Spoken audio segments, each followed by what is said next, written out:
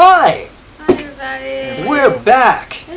This week, I read Prez and Cyborg. Yes, it is your coffee. Calm down. And Grayson and Fight Club 2.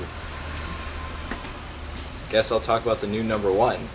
And because it's freshest in my mind, because I just finished reading it. Also, you were extremely stoked for this. I was, and then You wouldn't shut up about it. I read the 8-page preview, and then I was a little on the Inside. Mostly because Batman showed up for 2 pages, and it was just like, this writer writes a terrible Batman. This makes me concerned. But on the plus side, he writes a good Cyborg. Yay! That's important. Yes. Really good characterization of Cyborg. Pretty standard setup. Not a lot going on. It's just more them going, Cyborg's got a new body. And then Cyborg kind of inner monologue going, nobody pays attention to me. My father acts like I'm not here. And that was pretty much the whole issue, which was fine because, really gets inside of Victor's head, kind of establishes his supporting cast, which a lot of it is, from the Justice League, which has pretty much been the Cyborg book until now. Artwork was really good. I love me Ivan's work. It was overall a really solid issue. Not much to say about Fight Club 2. But it was so forgettable. Kind of was. Like, nothing happened in it at all. He No. just kind of went and sat down. Yeah, he with a bunch sat of other down. People. Yep. So yeah, I And guess they- we'll go over quick. He sat down on a porch. He'd wake up as Tyler. They'd be like, "Hey Tyler, how's it going?" He's like, "Hey, I'm going back to sleep now, so the other guy can wake up." And then it was just that the whole issue. But it didn't feel like anything happened. The philosophy of the comics sort of faltered Yeah. in this issue. Grayson finishes off the mission he was on before, and his partner, Agent Number 1, gets all mad at him because he kind of leaves him there for the cops to try and attack him because he knocked him out last issue, or someone knocked him out last issue. Having some troubles remembering. So Dick Grayson's partner is currently now is like bloodlusting after Dick, and so he flees, and Helena Bertinelli is just like, you need to go into hiding for a bit. He goes off, he talks to Helena Bertinelli a bit, she's like, lay low for a bit, and let's work this out. He goes off to finish off his mission, and he meets up with Lex Luthor, the man who killed him, and say it doesn't go well. Dick's not overly pleased to see Lex Luthor, because, Lex Luthor, even though the he's death and stuff? the death, and he's a generally certain Dick and the heroes, he's still a bad guy, despite that Lex Luthor explains he's like, I'm a member of the Justice League of America and Argus. I am here to do business for them. Please give me the kryptonite. And Dick Grayson's like, I don't want to give you the kryptonite. You're the last person who should have kryptonite. And then it turns out that the hypnos that the agents of Spylo use are created by Lex Luthor, so Lex Luthor does some shit with them, and Dick Grayson's like, how are you doing this? He's like, I made them, bro. Lex Luthor. I'm Lex Luthor, I Who the can do hell are you? anything. So he flees, he drives off, and he finds out from Lex that Bruce is gone, disappeared, and Dick Grayson's like, I don't believe you. So he tries to get in contact with Bruce, and nothing, and then he gives, at usually basically how it seems to be happening with this series, the little Dick Grayson speech of why Dick Grayson and Batman are so great every issue. And then at the end of it, Dick Grayson is attacking his partner, but we don't know why, because and it may not be Dick Grayson because of next month's cover. Is anything to go by? Yeah, says it might not be Dick Grayson, that there might be more than one Dick Grayson running around. Interesting. Yes, so I'm very intrigued to see where this goes. This still remains one of DC's strongest titles, if not overall their strongest, because that's what some people are saying. I definitely have really no complaints about this series overall. It's great, still great continuation of the character of Dick Grayson. Well, I picked up Burning Fields, Sons of the Devil, Which is cool. and Enormous. What is enormous? Enormous is, okay, well this is number 1 of the 2nd season, or issue number 6, but 7. Basically it's about a world that giant animals have taken over, and basically it's humanity trying to survive while avoiding these giant monsters. And Enormous focuses on a girl named Ellen, and her story starts with her going to see her mother, and unfortunately her mother doesn't make it. So she was running around town looking for her lost love, and basically is found by this group that is basically like an ex-military group that is trying to find all the humans they can and build a safe location. So at the end of the last arc, they have a group formed and they finally get radio broadcasting back. So in this issue, it picks up with them on the search for a, I think it's called the Silo, and that's the location they're trying to find, which is basically a fortress that should be able to withstand monster attack. But the problem is a lot of humans are now turning against humanity itself, and it's basically just the world gone to shit. So Ellen is trying to save a group of people in the Arizona desert, and we're introduced to a new character who is dressed head to toe in like battle gear, has a gas mask, and pretty much goes around and kills people with a giant mace. People are I animals. love her. I think it's a guy, but Ellen's pretty badass in this. The guy she's with is just like, let's run away, let's get the hell out of here. And Ellen's just like, hell no, we gotta help people. So she grabs this big ass machine gun and tries to take down the guy with the mace.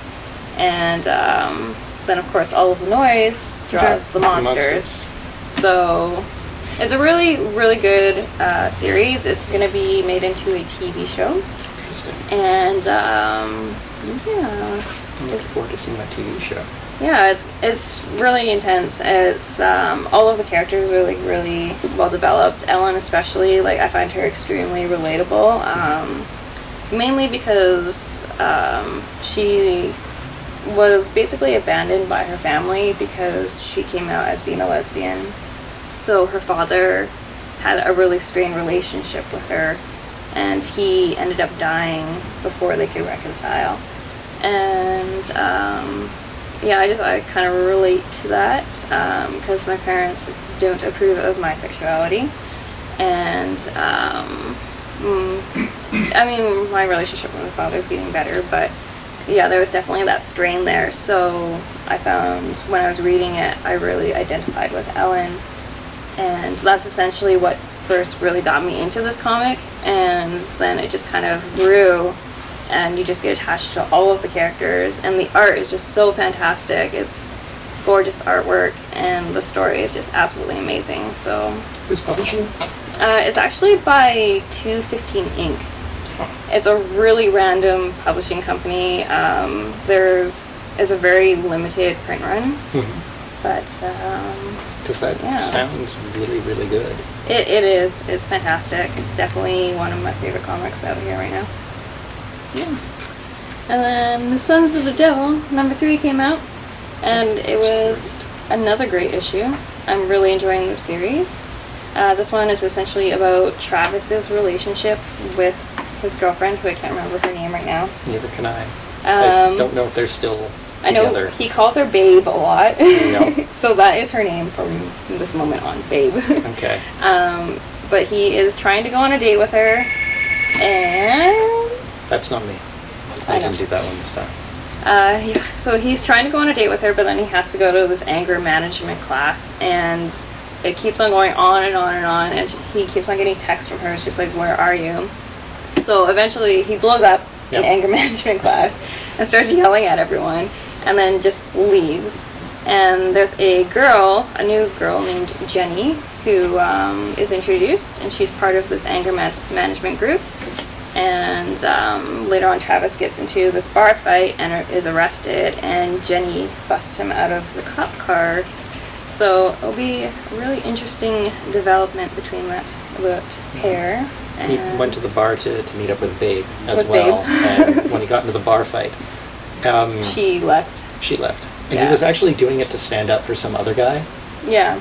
Yeah. Like Travis is a really nice guy. He just doesn't handle things the right way. No. But yeah. And we also get our first real glimpse that there is some sort of supernatural thing going on. Yes, we see a reflection in the mirror that is not human. So it's our first glimpse at supernatural elements in this book. Mm-hmm. Yeah. Yeah. It was really good. I love Tony Infante's art. It's really good. I like the writing. It's really growing on me. Yeah. Well, Brian Buccellato always does a good job in my opinion. Solo. Yeah. I've liked all of his stuff. Like that Black Bat was really good too. Executive Assistant Iris was really good. I heard that. Yeah. I never actually got around to reading Wait, it. who? Yeah, he did an Aspen title. That David. Yeah. I like her character design too, the new girl. Jenny, yeah, she's really Yeah. cool. Cosplayer. Oh god, yeah. I'll do Travis, you do Jenny. Cool, sounds good. Done. So, Punisher wrapped up and was pretty decent, despite the fact that, it sort of ties into the whole Secret War thing. Loki was fantastic. Loki was so good. I cannot begin to go over into how good Loki was. And I'm checking my phone because I'm like, what other comics did I want to talk about that aren't here? I certainly didn't want to talk about Love, Run, Kill. Why not? Because nothing happened in it. It's actually quite like Fight Club 2 in that it feels like a placeholder issue, and you can't do that when you're going on hiatus. They still have like really cool covers. Say that about last issue? Yes. You can say that about every issue of Run, Love, Kill. Their world seems really, really interesting, and you get the big reveal of psychic powers, and I still don't care about anything going on in that comic, which is a problem. I gave up. You missed nothing. Yeah. Nothing. That's what I figured. Nothing. You know what was really good? Archie vs. Predator 4. Oh my god, this comic. This was dementedly good. So, in the last issue, the Predator killed pretty much everybody. Okay. They're like Archie, Veronica, and Betty were the only people left alive at the end of last issue. So, and Archie had been gutted. So how was he still alive? He was barely alive. They were dragging his corpse to the Lodge mansion because apparently Mr. Lodge had set up a panic room. Okay. And inside the panic room was one of those handy things from Prometheus where it repairs people. So they slapped Archie down on it and are like, we're just going to let him get fixed. And now let's run off, get changed, because Veronica's like, there is no way that you are dying in store-bought clothing, Betty. Wow. And then they try to ambush the Predator, which goes over about as well as you would think. I like the other cover they had with Veronica and Betty and just basically their underwear. Yeah. And they're all muddy. Yeah. It sadly doesn't happen in the book.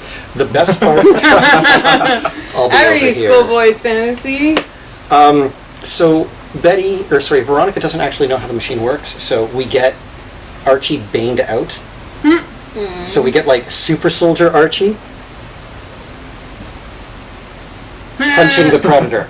He looks like Ash from He does that better in Archie versus Sharknado, where he's got the chainsaw and everything. But yeah, you get the big climactic. It's completely ridiculous. The best part about it, Archie still loses. Predator takes him down. But in the process, he almost kills Betty and Veronica, but Betty and Veronica manage to actually knock him unconscious. And then they discover that the healing machine also does plastic surgery and cosmetic differences. So they turn the Predator into a new Archie. No, I'm serious. That's how the comic ends. Wait, is that the last issue? Yes. Yeah. This is it. Oh, so now they each have one Archie. Well, no, because the other Archie is dead. Oh. So now they're going to split the Predator, who is also now Archie. Well, why would they just take someone other schmo and make him into Archie? The Predator's right there, and clearly he killed half the town, so he's going to be a good match for somebody. Yeah. This comic was top insane. dog. Just insane, and I really liked it. Interesting. I really want to see this writer do a Sabrina the Teenage Witch. Or any of the other Archie cast. I think she nailed both Archie and the Predator. This is a better AVP thing than I've mentioned before than either of the movies. because the movies were terrible. This is awesome. So, and the art style is like classic Archie, which just makes it better. I'm going to do what you did. I'm going to take a page from your book and say this is my pick of the week. It actually isn't Prez is my pick of the week, but you grabbed Prez. That's the only one I'm going to talk about. It's so great. This is just Bloodshot wandering through the ages until death. It's really good. It's fun. It's the whole like Warriors mantra of I was born to kill, and then not dying in violence, just dying of old age alone, because those who live by the sword and don't die by it die a straw death. That was grim. Moving on, TMNT is the last comic I'm going to talk about this week. I like myth building. I am a total myth head. It's one of the reasons that I'm loving Mythic Marvel as much as I am Loki, Angela, and Thor.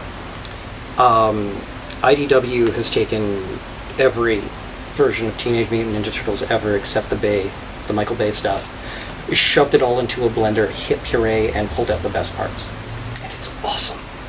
It's like the scariest Shredder you've ever seen. Mm-hmm. And one of the things that makes Shredder frightening is that he's got like this weird fairy god thing hanging around with him named Kitsune, who is a fox spirit. Mm-hmm. And we've slowly gotten hints over the course of the series that there's like a bunch of these animal fairy things lurking around on the edges of humanity.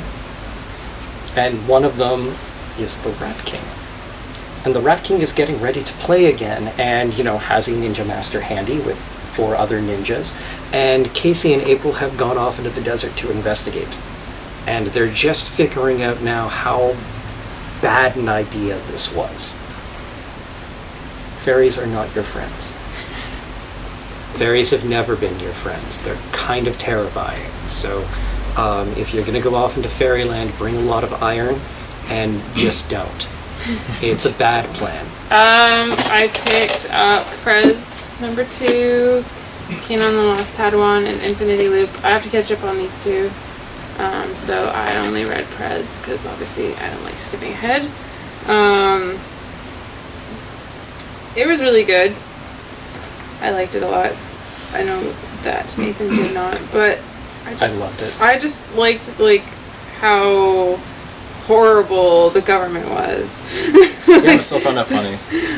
It's so accurate. Yeah. What was my favorite line? And I said it. Oh, when she gets obviously she becomes president. That's said in the title, but just the one guy's like, "Oh, sweet Lord of butter, I think I'm having a heart attack." That was my favorite line. Well, it's how she becomes president too. You've got your classic Republican Democrat disparity. It just basically becomes the president by accident, and everyone loses their shit and is trying to buy out Texas.